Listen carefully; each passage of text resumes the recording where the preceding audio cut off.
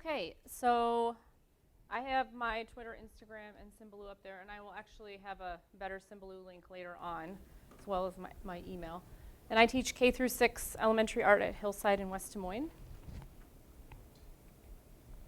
So I think one of the biggest game changers for my classroom was moving to Seesaw. And Seesaw is a student-driven digital portfolio. They can take photos, videos, they can make drawings, and it's uploaded and shared. The work is organized by class, easily accessible by a teacher, easily shareable, very easy for kids to give each other feedback, for me to give kids feedback, and there's immediate access from any digital device. So when my students use Seesaw, they upload their work through their tablets in the classroom. You can also use the computer. I just recently got rid of all my desktop computers, though, so now we just use tablets. They can type their comments. They can record themselves talking. They can draw digital artworks. They can create videos. And then they can like and comment on each other's work.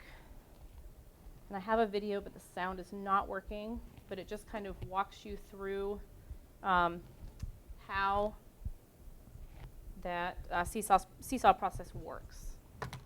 This is a student just walking through the process, opening up Seesaw. They click, I'm a student. They scan a QR code. I have a binder. It looks like this. They find their class QR code. They log in. Then they decide what they're going to do. In this case, he's taking a photo of this painting.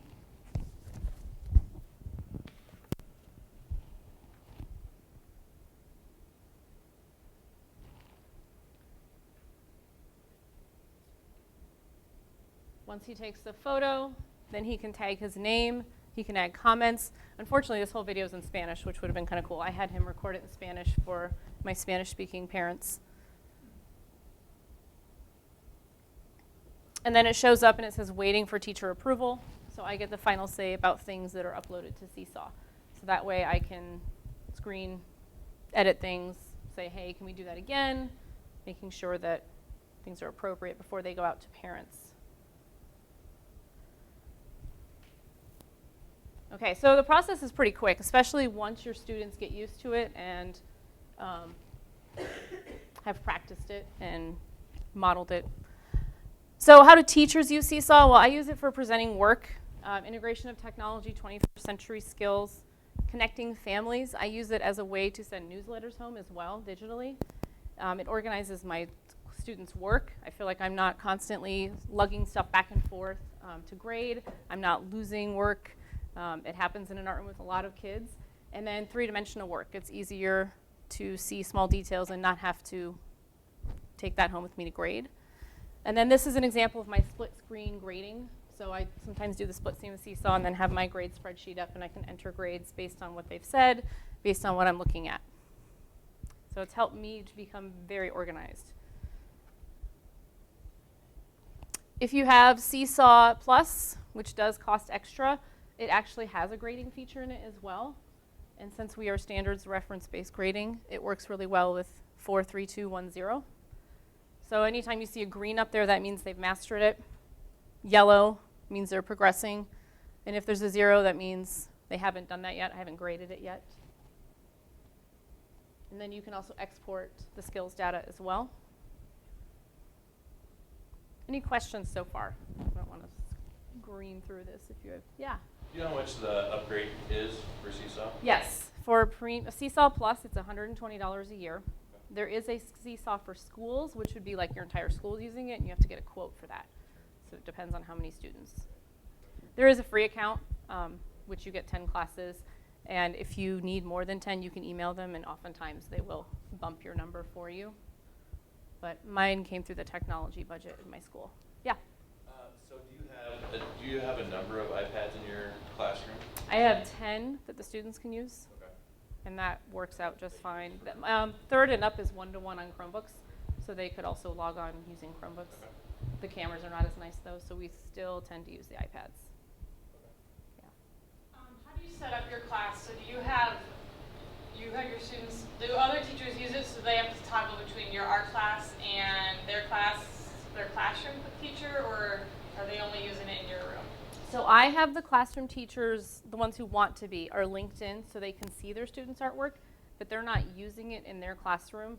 We have teachers that are using their own account.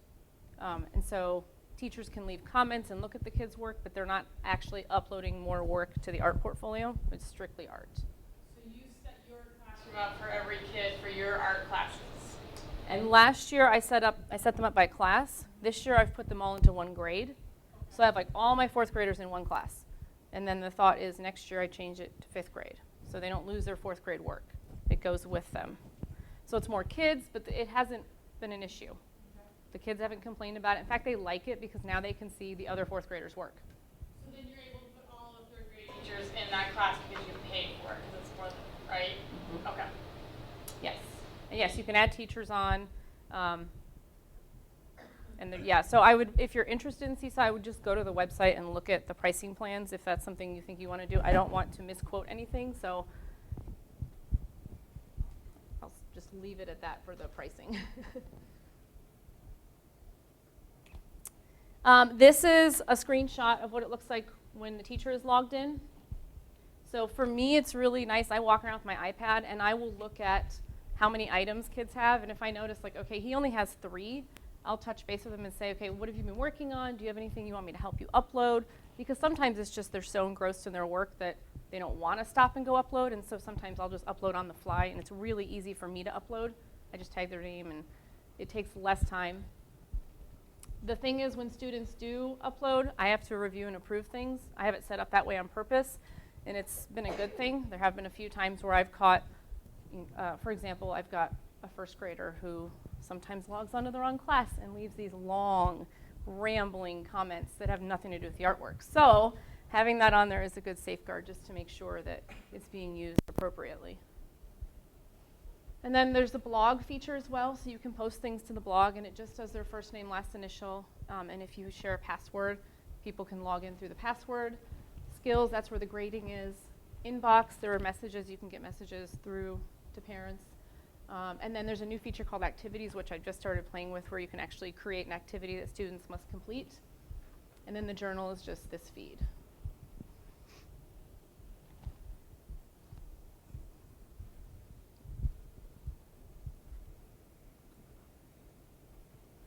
Two other really cool features. I will sometimes post assignments or clips to my YouTube channel that I also use for parents, so they can kind of see this is what the kids have been looking at, this is what they've been working on. A little synopsis down here, a little background information. Parents like to leave comments, ask questions. And then this, I think, is a really great example of how the kids can really get engaged through Seesaw. So this student left a really long question or comment. His peers are all liking it. I left a comment, and then there ended up being 3 or 4 more posts. So this back and forth dialogue about his artwork.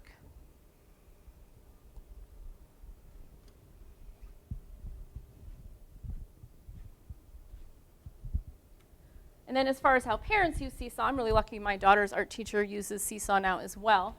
And so this is what it looks like from the parent end. This is just off my iPhone. It's got her name, her artwork, her teacher, put this description in. That's her class. You can see that I liked it. And it's just Parent for Seesaw app. And if kids have more than one account, it can all be in one location. And it's very easy to link siblings as well. But you can email, create PDF files, you can message, you can share it on social media. I can text it to my husband. And then there's also the blog that you can look at. The really, really cool thing about Seesaw is that whatever your home device language is set to, it will translate the written comments into that language. And I think right now they have 55 different languages. So to me right there, that is a really strong tool that I can use, especially since there are a lot of languages spoken at my school. And if they don't have a device, you can also log in through any internet-connected computer. It does not have to be a smartphone or a tablet. Any questions so far? Yeah. What feedback have you gotten from parents about it? Mostly. The ones that are connected absolutely love it. The hardest thing is getting people connected. I'm not going to lie. It takes a lot of work to get people connected. like, do you have any idea of how many parents are viewing? So their last students' work, year, or- at the height of the school year, I had about 65% of parents in each class were connected. So not as much as I would like, but those who were connected were engaged. They were looking, they were leaving comments, they were liking things, and kids would come in the morning and they would say, oh, my mom told me that she commented on my Seesaw. Can I go look? I have to go look, like right now. Like, hang on, let's get stuff out, then you can go look. So that really cool engagement back and forth between the parents and the kids was really exciting to watch too. How long have you been using it? This is my 3rd or 4th year using Seesaw, I believe. Yeah. So the features they keep rolling out just get better and better too. That's what I've really enjoyed. Yeah. So the piece of clay you had, or pottery, if they wanted to show the other side of it on the same post, can you have 2 pictures within one post? Unfortunately, not yet. Now, if they were to use like another app, there are other apps you can use, and then you, yes, and then you, yeah. You can now? Okay, cool. Awesome. So yeah, new features. I haven't actually looked to see if there's an update lately. I should double check. Mine just says add, like, you add a picture and the bottom says add more, and then you click also. I think up to like 10 or something. So it's kind of like the Instagram where you Exactly like see, and they tend to follow social media trends, which is really cool because then the kids, I don't even have to explain it to them. They get on there and they're like, I know how to do this. Mrs. Hayes doesn't need to tell me. So that is one thing. I always tell the kids it's kind of like Seesaw and Instagram for the art room. And as soon as I say that, they figure it out on their own. There's not a lot of explaining. Yeah. Sorry, I have a lot of questions. I did this last That's year. okay. And, I just wanted, I guess, some issues that I had. Like the digital literacy aspect of it, how long did that, I guess, take you to instill in them? And like, do they, I know you have the settings so you have to okay everything, but I guess, like, have they bought into that aspect of it? Do they treat it properly for the most part? Students, you mean? Yeah, sorry. Yes. Yeah. So I have 1st grade through 6th grade doing this on their own. Kindergarten, I only see once a week for 30 minutes. So I take pictures for kindergarten. There's just not enough time. 1st grade, we're getting to the point where they can handle it. I have probably 150 things to approve in 1st grade because they leave recorded comments. Typing for them is a little harder. So it takes me longer to get through all of their recordings and listen to it. I would say out of all my 1st graders, there's maybe 3 who are still kind of struggling. And so I just make sure I sit down with them and help them and walk them through it. And does that answer your question? Yeah, I just like, I did it with middle schoolers last year, and we spent a week, you know, talking about, this is not Facebook though, so make sure, like, Yeah. this Well- is not your personal account, but also like you should be practicing digital literacy everywhere. So it just took a Yeah. while, but they had never used it before. Yeah. And they were 8th graders. So we do talk a lot about being appropriate, leaving positive comments. Mrs. Hayes deletes things, and if she has to do that more than once, your privileges will be revoked for a little while. And they get scared by that, so that definitely helps having that conversation. And then just, they kind of self-police too. You know, if they think someone's goofing around, they'll say, hey, don't do that, we're gonna lose Seesaw for the class. Because you can accidentally or on purpose tag the wrong name and it looks like someone else left that comment. That's happened only once. For the most part, they know that this is something they enjoy, it's fun, their parents enjoy it, they don't want to lose it. So, and that's the other thing about, I'll get to that in a second actually. I think it's coming up here. Okay, so real quick about organizing, and then I'll touch a little more based on what you were saying about taking care of Seesaw. So when you set up your classes, you can name them whatever you want. Like I said, this year I've got all my kindergartners like in one grade level. You can copy and paste, super easy. So I just pull up my rosters from Infinite Campus, copy the list of names, drop it in there, and then add everybody at once. Then you print your QR codes, and I have those in a binder that looks like this. And so then they just go find their page, and they just sign in with their class page. And this binder has everything Seesaw related. So if they have questions, they know they can look at this resource. And then as far as organizing in my classroom, I think the most important thing, especially in an art room, is clean, dry area, keeping it well organized, making sure that's only a Seesaw space. So I don't let kids go there unless they're doing Seesaw. I have a step stool for my shorter kids so they can stand above their work. I have an area, I have like a little window seat where I put up some white poster board, and they can put sculptures there so things are not backlit. So this ends up being a digital photography lesson as well. Like, what happens if the sun is really bright? You don't want a shadow right through the middle. So it takes a lot of teaching. It takes a lot of prep at first, but once they get it, and they help each other too. So if I get a new kid that comes in, usually someone's like, oh, can I go show them how to use Seesaw? And so then another student's doing that. So it really becomes their portfolio. Charging station, the kids plug in when things are getting low. They're really good about that. I think in the 4 years I've been using Seesaw, I've had 2 iPads drop, and that's it. None has ever been broken. I have really great cases that help too. The unicorn beetle cases, I highly recommend them. And then I also provide artist statements in this location. I have my kiddos write something before they upload. It kind of helps them to focus what they're going to talk about. And I have some more simplified ones for younger kids.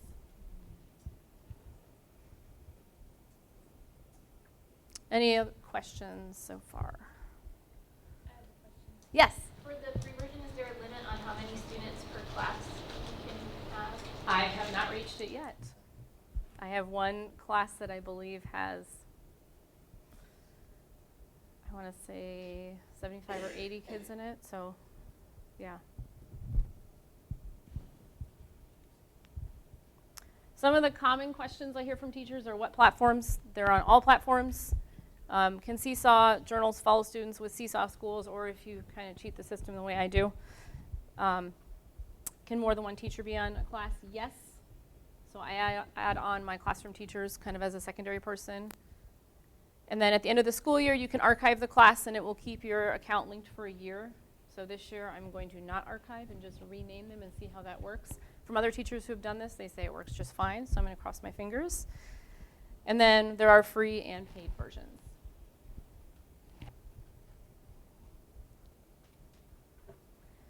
And so the thing we were talking about earlier, you were asking about how to do that digital citizenship. Seesaw provides a lot of resources to teachers.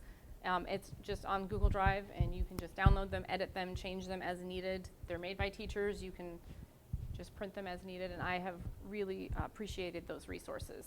So I don't have to make something up. Someone has already done that for me. Okay, any other questions about Seesaw? Yeah? From the parent side of things, how can you, so if we're connected to Instagram, like you can't save a picture, you can have a screenshot. What's that like on the parent side?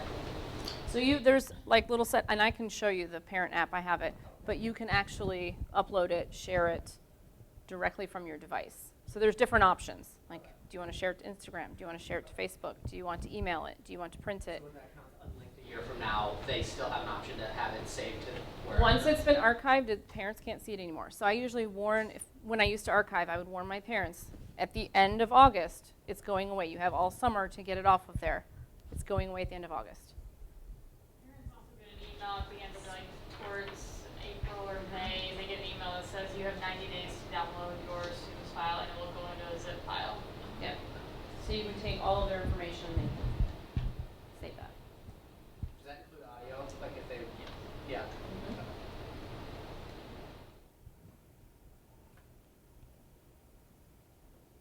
Okay, so I'm going to move into another form of technology that I use. Symbaloo is a great way to organize digital links in one location, and I have it set as like my home page when I log onto my laptop. And I have it publicly shared, so students can just Google Mrs. Hayes Hillside Symbaloo, and it comes up. And so all these yellow links are different art activities they can use. In fact, my sub today, my students, this is one of the choices they can choose from. Museums are linked up here. Digital photography links right here. My YouTube kind of technique how-to videos, some other YouTube videos, and then 3D printer, Seesaw, SketchUp, Pinterest. So everything in one location. And this has been a game changer with the one-to-one Chromebooks that we have 3rd grade and up. So they know they can just get on my Symbaloo and log into Tinkercad and start designing something that they want to print. So I no longer have to be hovering, walking around, showing them how to get to these locations. So this is an example of a 6th grade student. She is working on an object to print on the 3D printer. They use it on their Chromebooks. They can use it at home. I have students that will email me all hours of the afternoon and morning. Mrs. Hayes, I'm done with my object. Can you print it for me? Because they have this one-to-one access, and then also Symbaloo.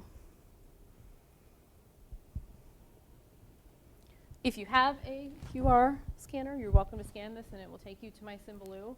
Or if you Google Mrs. Hayes Hillside Art Symbaloo. Yes, so for example, if I click over here on Tinkercad, it takes them to the Tinkercad site. They can create their account, start creating three-dimensional objects to print. They need to sign into each of the different. Some of them they do. Like, So for Tinkercad, they have to make an account, and I have to give them a teacher code, and I just write it on the board. It's good for 7 days at a time. They can get the code from each other too, and they know that. So how are they, like what, I've had a couple teachers ask about Tinkercad, and so what, and since I'm a former kindergarten teacher, I have no concept of art standards. What kind of art standards are you hitting when you have students engage or use Tinkercad? Okay, so I run a student-directed classroom. It's choice-based.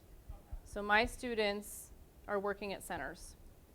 And so this is a choice for them. Not everyone has to do this. There are some kids who are really interested in digital art, and this is the avenue they like to take. Now, that doesn't mean they spend the whole year on it. It means that they're working on this while I have another group of kids who might be sewing or weaving, and I might have another kids that are painting. Some other kids might be drawing. So I have the national standards, and they're kind of tied into the studio habits of mind. Does that answer your question?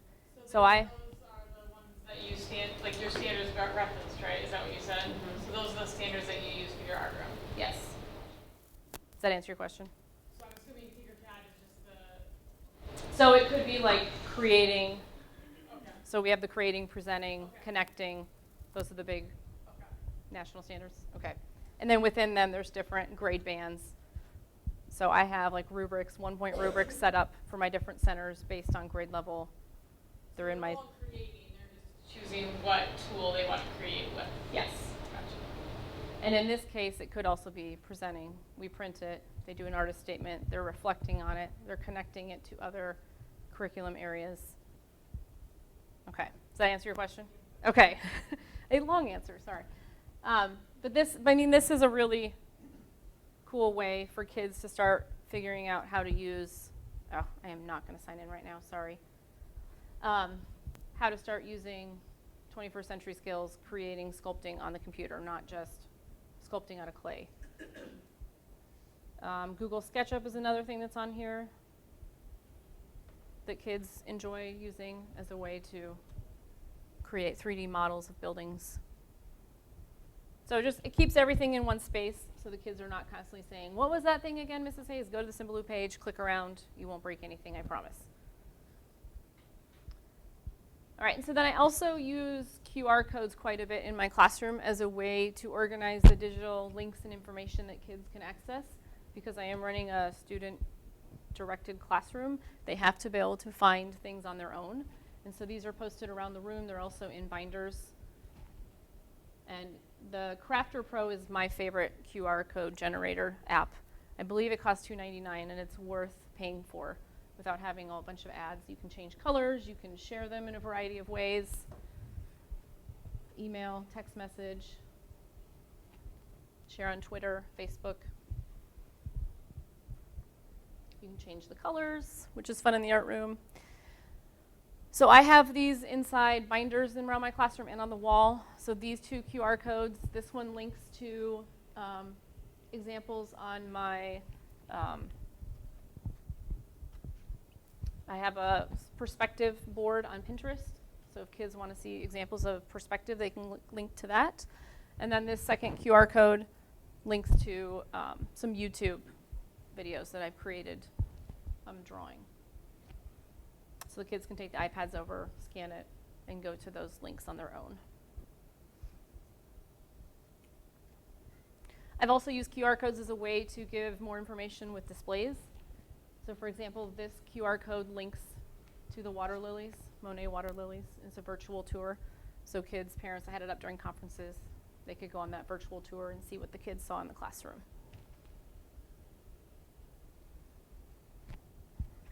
Questions about QR codes?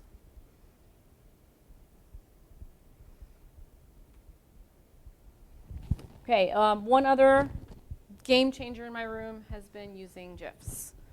I don't know how many of you use GIFs, but they are amazing. So I use the 5-second GIF app. Looks like 5S GIF. This is what it looks like on my phone. So those are all my little short videos that I've got. You can do filters, add text. You can search for GIFs. You can control the speed. And there's a variety of ways to share them and save them.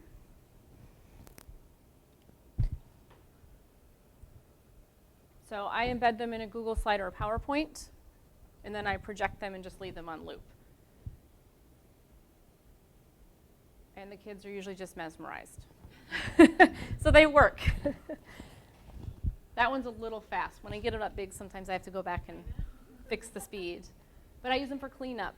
I use them for simple directions. So like with my kindergarten kiddos, I will put up just skills that they need to have, processes. And this works really well for those who are not quite as literate or struggling with beginning reading. How many might be on their computer at a time, like using their Chromebooks? So that's a tough question because it's new to my students this year. It's the shiny new thing, and they want to use them a lot. So at the beginning of class, I will allow them some time for idea generation. You know, use your Chromebooks if you're looking for an idea. But then I usually have them put them away after about 5 to 7 minutes, unless somebody really is working on something like Tinkercad. Dry tables only. So we talk about you can't have them at a paint table. You can't have them at a table where there's a lot of glue. And then after that, it's more case-by-case situation. If somebody's really engrossed and they're looking at videos on how to do perspective, one-point perspective, and they're using them to create something, then that's a go. That's fine. If someone's just kind of flipping through the internet and laughing at stuff, then no, it's got to be put away. And I have a location in my room where all the Chromebooks go when they're not being used. So they can bring them every day. Most students do not choose to use them every day, though. It's really only a couple who every now and then will try to get by with not using them appropriately.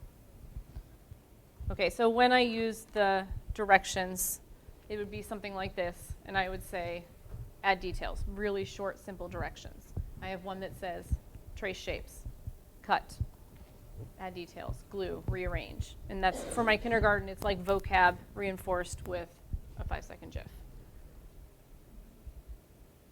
I also use them for cleanup. I use them for procedural things when we're talking about beginning of the year things. How do we use our Chromebook? Where do we put our Chromebooks? Use a quick little GIF to show those things. Great for sub-plans. As long as I have a sub who can get logged in and get everything up and going. So I always leave a backup sub-plan as well. Questions about the GIFs?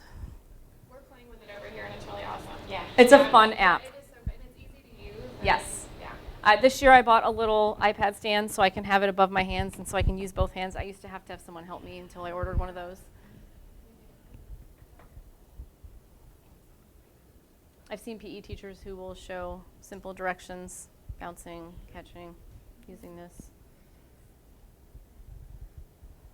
Okay, so that is all I have. Do you have any questions? Yes? I know I have a teacher who's probably interested in maybe like coming to your classroom. I know because it's a lot of classrooms, and I think that would you be available or open to having people come in and just observe? Yep. Whenever. I tell people, whenever you show up is fine. Okay. My kids are prepared any day, and All right. yeah. Yeah. I'm more than happy to have visitors. Okay. She's an artist, so that's fine. Okay. Let's give a round of applause to Chelsea. Hey.